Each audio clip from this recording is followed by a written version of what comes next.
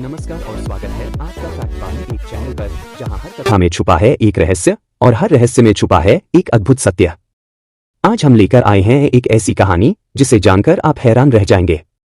चलिए करते हैं रहस्य की इस यात्रा की शुरुआत। दुर्योधन कौरवों का सबसे बड़ा पुत्र था। उसका असली नाम सुधोधन या सुधोधन था, लेकिन बाद में कर्मों के कारण उसे दुर्योधन कहा जाने लगा, जिसका अर्थ है कठिन युद्ध करने वाला या दुष्ट योद्धा। जन्म। दुर्योधन का जन्म गांधारी के गर्भ से हुआ। पौराणिक मान्यता के अनुसार गांधारी के गर्भ से एक लोथड़ा निकला, जिसे ऋषि व्यास ने 100 भागों में विभाजित कर घड़ों में रखवाया। शक्ति का रहस्य। दुर्योधन को बलराम से गदा युद्ध की शिक्षा मिली थी। कहा जाता है कि वह जल में चल सकता था। उसकी जांघें और शरीर वज्र समान कठोर थे। एक कथा के अनुसार उसकी मां गांधारी ने अपनी आंखों की पट्टी खोलकर दुर्योधन के शरीर को देख लिया था, जिससे उसका शरीर लोहे जैसा कठोर हो गया। लेकिन उसके जांघें नग्न होने के कारण कमजोर रह गईं और भीम ने उसी पर वार कर उसका वध किया। दुर्योधन को लोग अत्याचारी कहते हैं, लेकिन कुछ इतिहासकार और व्याख्याकार उसे न्यायप्रिय और मित्रवत मानते हैं। उसने हमेशा कर्ण और अश्वत्थामा जैसे मित्रों का आदर किया। कई जगह उसे अधर्मी नहीं बल्कि राजधर्म निभाने वाला कहा गया है, जो अपने राज्य और भाइयों के लिए लड़ा। दुर्योधन कौरवों का सबसे बड़ा पुत्र था। उसका असली नाम सुधोधन या सुधोधन था, लेकिन बाद में कर्मों के कारण उसे दुर्योधन कहा जाने लगा, जिसका अर्थ है कठिन युद्ध करने वाला या दुष्ट योद्धा। जन्म। दुर्योधन का जन्म गांधारी के गर्भ से हुआ। पौराणिक मान्यता के अनुसार गांधारी के गर्भ से एक लोथड़ा निकला, जिसे ऋषि व्यास ने 100 भागों में विभाजित कर घड़ों में रखवाया। दुर्योधन को बलराम से गदा युद्ध की शिक्षा मिली थी। कहा जाता है कि वह जल में चल सकता था। उसकी जांघें और शरीर वज्र समान कठोर थे। एक कथा के अनुसार उसकी मां गांधारी ने अपनी आंखों की पट्टी खोलकर दुर्योधन के शरीर को देख लिया था, जिससे उसका शरीर लोहे जैसा कठोर हो गया।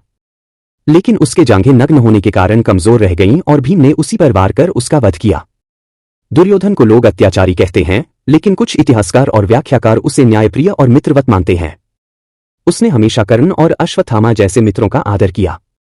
कई जगह उसे अधर्मी नहीं बल्कि राजधर्म निभाने वाला कहा गया है, जो अपने राज्य और भाइयों के लिए लड़ा। कौन थी भानुमति? भानुमति कन्नौज या चेदी देश, कुछ मतों में कांपिल्य की राजकुमारी थी। दुर्योधन ने उसका स्वयंवर जीता और विवाह किया। भानुमति अत्यंत रूपवती और विदुषी थी। एक कथा के अनुसार भानुमति का स्वयंवर चल रहा था। दुर्योधन ने बलपूर्वक वहां प्रवेश किया और भानुमति को हर कर ले गया। वाल्मीकि रामायण में नहीं, लेकिन कुछ लोक कथाओं और महाकाव्यों में इस घटना का उल्लेख है। भानुमति का चरित्र और जीवन। भानुमति को पतिव्रता और धर्मपरायण पत्नी माना गया। वो युद्ध में दुर्योधन की हार और मृत्यु के बाद विधवा जीवन व्यतीत करती रही। कुछ परंपराओं में कहा जाता है कि उसने हस्तिनापुर त्याग दिया और वन में तपस्या करने चली गई। भानुमति को पतिव्रता और धर्मपरायण पत्नी माना गया। वो युद्ध में दुर्योधन की हार और मृत्यु के बाद विधवा जीवन व्यतीत करती रही। कुछ परंपराओं में कहा जाता है कि उसने हस्तिनापुर त्याग दिया और वन में तपस्या करने चली गई। रहस्यपूर्ण कथाएं। भानुमति और कर्ण की मित्रता की एक कथा प्रचलित है। कहा जाता है कि एक बार कर्ण और भानुमति शतरंज खेल रहे थे और दुर्योधन अचानक वहां आ गया। कर्ण का हाथ भानुमति के गहनों पर था। शतरंज की चाल चलते समय दुर्योधन ने हंसते हुए कहा, मित्र और पत्नी पर कभी संदेह नहीं करना चाहिए। यह घटना दुर्योधन की उदारता और मित्रता में अटूट विश्वास को दर्शाती है। महाभारत की मूल कथा में भानुमति का नाम स्पष्ट रूप से नहीं मिलता। यह नाम लोक कथाओं और दक्षिण भारत की कहानियों से जुड़ा कर्नाटक, आंध्र और तमिल लोक काव्यों में दुर्योधन की पत्नी को भानुमति कहा गया है। महाभारत युद्ध के बाद भानुमति ने सार्वजनिक जीवन से संन्यास लिया। कुछ परंपराओं में माना जाता है कि भानुमति ने गंगा के तट पर तपस्या की। कहीं कहीं यह भी कहा जाता है कि उसने हस्तिनापुर छोड़ दिया और दक्षिण की ओर चली गई। भानुमति की पुत्री लक्ष्मणा या लक्ष्मणा देवी की कथा श्रीकृष्ण के पुत्र सांब से जुड़ी है।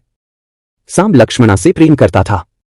दुर्योधन इस विवाह के लिए तैयार नहीं था, इसलिए सांब लक्ष्मणा का हरण कर लाया। इससे यादव और कौरवों में युद्ध की स्थिति बन गई थी। तो दोस्तों, ये था दुर्योधन और भानुमति का अद्भुत रहस्य। अगर आपको ये जानकारी पसंद आई हो तो फैक्ट वाणी एक चैनल को जरूर सब्सक्राइब करें और ऐसे ही अनसुने रहस्यों की खोज में हमारे साथ जुड़े रहें। फैक्ट वाणी एक चैनल पर हम आपके लिए लाते हैं वो सच जो सदियों से रहस्यों के पर्दे में छुपा हुआ है।